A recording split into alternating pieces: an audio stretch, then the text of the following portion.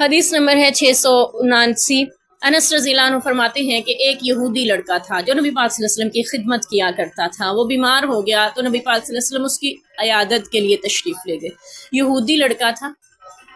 آپ کو بتائیں کچھ لوگوں کی فطرت میں ہی نیکی رکھ دی جاتی ہے، چھوٹی عمر سے ہی بڑی خوشی سے نیکی کر رہے ہوتے ہیں، بڑوں کی خدمت کر رہے ہوتے ہیں، کسی کا کام کر رہے ہوتے ہیں، راستے سے کوئی تکلیف دہ چیز ہٹا رہے ہوتے ہیں، بھلائی کے کام کر رہے ہوتے ہیں۔ تو وہ لڑکا بھی کچھ ایسا ہی تھا یہودی۔ اور اس کے بارے میں ایک اور قصہ بھی آتا ہے، واللہ کس حد تک درست ہے، کہ نبی پاک صلی اللہ علیہ وسلم کی خدمت میں آیا ایک دن، تو آپ نے فرمایا پانی کو دیکھ کے پیا کریں، یعنی پانی پینے کے آداب بتائے جا رہے صحابہ اکرام کو، پانی دیکھ کے پیا جائے، بیٹھ کے پیا جائے، دائیں ہاتھ سے بسم اللہ پڑھ کے، 3 سانس میں پینے کے بعد الحمدللہ کہا جائے۔ تو اس طرح جب آپ نے آداب سکھائے جا رہے تھے تو اس میں یہ بھی فرمایا کہ پانی کو دیکھ کے پیے۔ رات کے وقت اس کی آنکھ کھلی، اسی لڑکے کی، اپنے گھر پہ تھا، تو اپنی ماں سے کہنے لگا اماں مجھے پانی دیں۔ تو اس کی والدہ پانی لے کے کہتا اماں چراغ روشن کر دیں، چراغ جلائیں، میں نے پانی کو دیکھ کے پینا ہے۔ اس کی ماں چراغ جلا رہی اور ساتھ پوچھ رہی یہ کیا بات ہوئی، پہلے تو تم نے کبھی نہیں ایسے کہا کہ پانی پینا ہے تو چراغ بھی جلائیں، ظاہر اندھیرے ہوتے تھے، بجلیاں تو تھی نہیں کہ لائٹ رو۔ اس نے کہا کہ نہیں اما آپ چراغ جلائیں۔ وہ چراغ جلایا، جیسے کہتے کہ میں نے نا مسلمانوں کے جو نبی ہیں نا ان سے سنا ہے کہ پانی دیکھ کے پینا چاہیے، تو اس لیے میں دیکھ کے پینا چاہتا ہوں۔ عقیدت بھی ہے، نبی پاک سے محبت بھی ہے، خدمت بھی کر رہا ہے یہ لڑکا، لیکن اپنے مذہب پہ ہے۔ تو پھر جیسے ہی ماں نے چراغ روشن کیا تو دیکھا پانی میں، پیالے میں جو ہے بچھو تیر رہا تھا۔ تو وہ ماں جو ہے وہ اس سے بہت متاثر ہوئی کہ یہ ایک سنت، یعنی ایک بات اس شخص کی، نبی پاک صلی اللہ علیہ وسلم کی، یعنی کہ ماننے پر میرے بیٹے کی زندگی بچتی ہے۔ خدا نہ خواستہ پیٹ میں پانی کے ساتھ پانی کا بہاؤ جب جاتا ہے نا، کچھ بھی اندر چلا جاتا تو میرے بیٹے کا کیا حال ہوتا، یا اس کو کاٹ لیتا تو کتنی تکلیف، یعنی دنیا کی تکلیف سے وہ ماں بہت متاثر ہوئی اس چیز سے نا۔ تو پھر بعد میں آتا ہے کہ آپ صلی اللہ علیہ وسلم وہ بیمار ہو گیا، اور نبی پاک صلی اللہ علیہ وسلم اپنے محبت عقیدت رکھنے والے خدمت گزاروں کی قدردانی کیسے فرماتے ہیں یہ بھی ہمیں پتہ چلتا ہے۔ میرے نبی کو پتہ بھی ہے یہودی ہے، ہم کیا کرتے ہیں کہ لو جی ہمارے گھر میں جو کام کرنے والے اگر آتے ہیں، عیسائی ہوتے ہیں، غیر مسلم ہوتے ہیں، انہیں کچھ ہو جائے ہم کہتے ہیں چلو ہم نے کیوں جانا ہے ان کے گھر، ٹھیک ہے ہم کیوں جائیں، بلکہ ہمارے برتن میں اگر وہ ہاتھ لگا دیں پانی پی لیں تو وہ برتن ہمیں ایک طرف رکھ دیتے ہیں کہ عیسائیوں کا جھوٹا ہو گیا۔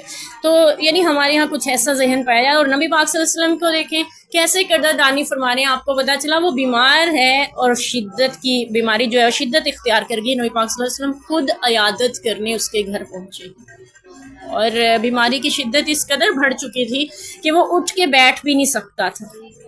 تو آپ صلی اللہ علیہ وسلم نے اس کے سر کے پاس بیٹھ کے اور اس کے یعنی بات چیت کرتے ہوئے پوچھا، اور پھر فرمانے لگے تو مسلمان ہو جا، ٹھیک ہے۔ آپ صلی اللہ علیہ وسلم کس قدر حریص تھے لوگوں کو اسلام میں داخل کرنے کے لیے۔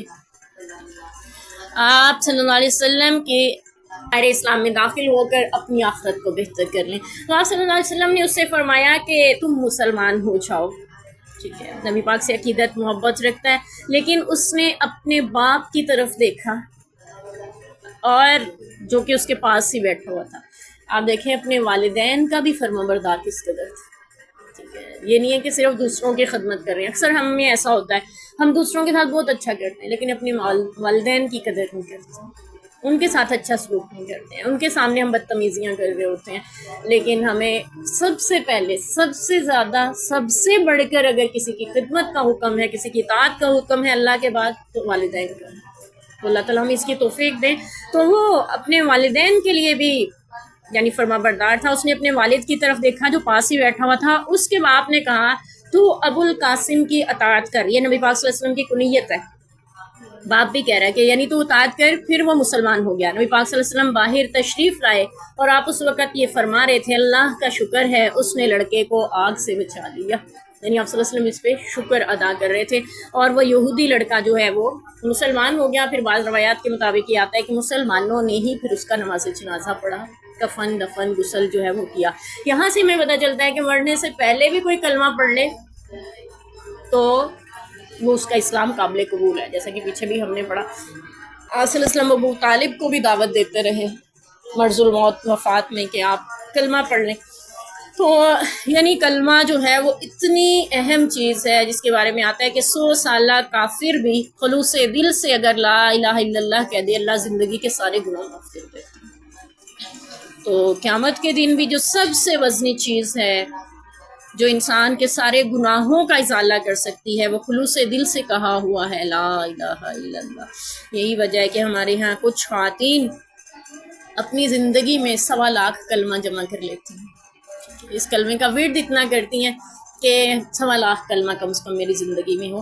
اللہ کا ذکر ہے، بہتر ہے، جتنا زیادہ ہو آپ کے لیے اجر کا سبب ہے، لیکن خلوص سے دل سے بھی اللہ کہنے کی توفیق دے، زبان سے بھی کہیں، دل سے بھی اقرار کریں، دونوں طرح ہمارے لیے فضیلت ہے کہ آپ نے خالص دل سے، خالص نیت سے کہہ دیا اللہ تیرے سوا کوئی معبود نہیں ہے، میں اپنی خواہشوں کا بھی غلام نہیں ہوں، میں اس کی بھی بندگی نہیں کروں گا، میں معاشرے کے رسم و رواج یا کسی اور کی عبادت نہیں کرتا سوائے تیرے، صرف تیری عبادت ہوگی، میری ہر مرضی بھی تیرے حکم کے مطابق ہوگی، میری ہر خواہش بھی تیرے تابع ہوگی۔ تو یہ ہے لا الہ الا اللہ کا اصل مفہوم۔ تو یہاں پہ بھی نبی پاک صلی اللہ علیہ وسلم شکر فرما رہے کہ وہ بچہ جو ہے وہ مسلمان ہو گیا۔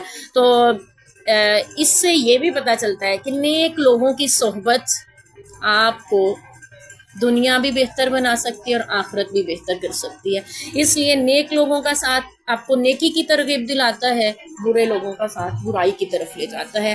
ہمیشہ کوشش کریں کہ آپ نیک لوگوں میں بیٹھیں، نیک صحبت اختیار کریں۔ نبی پاک کے پاس آتا تھا، نبی پاک کی خدمت کرتا تھا، تو فائدہ کیا ہوا؟